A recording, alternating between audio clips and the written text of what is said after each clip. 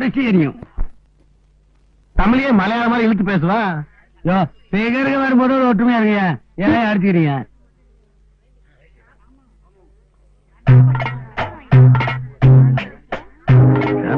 Cellphone சொன்னது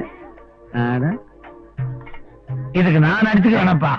இது யாரோ ஒருத்தர் அடிக்கடா, இதுக்கு போய் பெரிய தராது. ஓ, நாட்டுல இருந்து வந்தவன் குட்டி சுந்தரமாயிட்டு. என்னடா என்ன என்னடா வேணும் உங்களுக்கு? இல்லைங்க, நாங்க வடதினே டீ குடிச்சுங்க. நீங்க போங்க. இந்த வேலையில என்கிட்ட வச்சுக்காதீங்க, செருப்பு பிஞ்சிராமா. திருப்பூர் வா போய். எங்க போறீங்க? ஆறு நடிக்கிறது நீங்க, அடிவாரு நானா?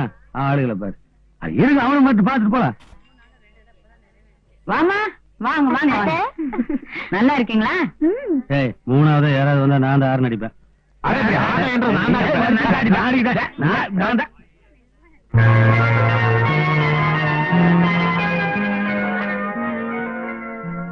அடிக்க வேண்டியதானே? சும்மா யாருன்னு இந்த பெருசு? பெருசு வில்லனோட அம்மாளா இருக்கு. வாழாயி வா. நல்லா இருக்கியாமா? எல்லாம் தான் லெட்டர்ல எழுதி இருந்தானே. எங்க என் மருமக பிள்ளைய காணா? அவன் எங்க கூட வரல. என்னாச்சு? வந்தானா நிக்க வச்சு 4 அரை உள்ளாள் இருந்தேன், தப்பிச்சிட்டான். எங்க அண்ணனோட ஐட்டத்துல லாரிக்கார் ஏத்த மாட்டேன்ட்டாரு. அதையெல்லாம் எட்டுதான் வருவேன்னு சொல்லி பிடிவாதமா வந்துட்டு இருக்காரு. அப்படி என்ன ஐட்டம்? என்ன அடிக்குது? காலையில ஒரு முதல் டீயே கல்வி தண்ணிமா இருக்குது. 12 மணிக்கு மனுஷன் ஒரு டீ குடிக்க முடியுமா?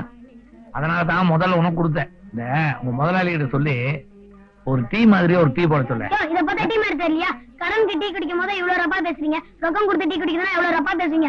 இத பாரு, இதான் கடைசி டீ. இனிமேல் டீ குடிக்கிறதுனா பாக்கி பைசல் பண்ணிட்டு தான் டீ குடிக்கணும் எங்க பாஸ் சொல்லிட்டாரு.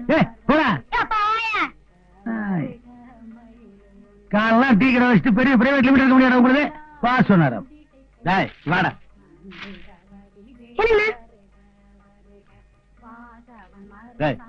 ஸ்பெஷலா முந்திரி பருப்பு ஏலக்காய் எல்லாம் போட்டு ஒரு டீ கொண்டு வாடா. காலங்காத்தால 100 ரூபாய் நோட்டுக்கு சில்லறை எதுனா? பைத்தியம் நாட்டு இருக்கிற யார கூட சில்லறை எடுது? மீதி நீயே வச்சுக்கடா. பழச்சா இப்படி பழைக்கணும், இல்லன்னா நாண்டுகிட்டு சாகணும். அடப்பு. அது நேத்து ஒரு ஃபாரினர் வந்தாரு. அடிவாரத்துல இருந்து சரவண போய் போறதுக்கு $50 கேக்குறேன். அந்த ஆட்டம் தான் சொல்லுற. உன் வண்டியில எல்லாம் பாரினர்ஸ் ஒருத்தர் ஏறது இல்லையா? அது நானே பாரினர்மா இருக்கிறதுனால அவங்க ஏத்துறது இல்ல வண்டியில.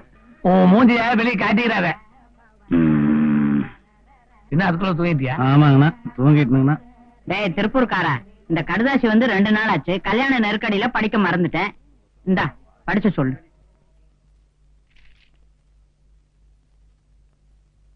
மீனாட்சி அம்மாள் வேளாளர் கல்யாண மண்டபம், அடிவாரம், பழனி.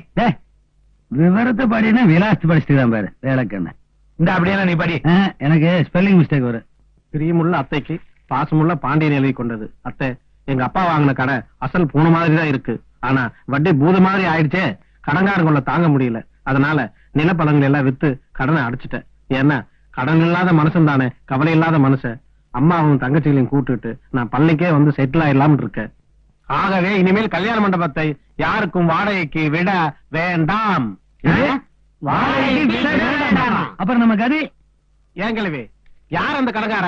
யார பாத்துறா கடங்காரங்கிறீங்க? இந்த வீட்டுக்கு சொந்தக்காரன்டா. என் மருமக பிள்ளை வரப்போறான். யாராவது இந்த பக்கம் வந்தீங்க அப்புறம் பாத்துங்க. நாங்க எங்க போய் படுக்கிறது? வேலை தண்ணிய பாருங்கடா. ₹1 காசு கொடுத்துட்டு வாசல் ஆட்டோவே நிறுத்திட்டோம். தலைக்கு படுக்கிறதுக்கு பாயம் கொடுத்து தலையாணி கொடுத்துருச்சு. மாசத்துக்கு 15 நாளே கல்யாண சாப்பாடு ஓசல் சாப்பிட்டோம்.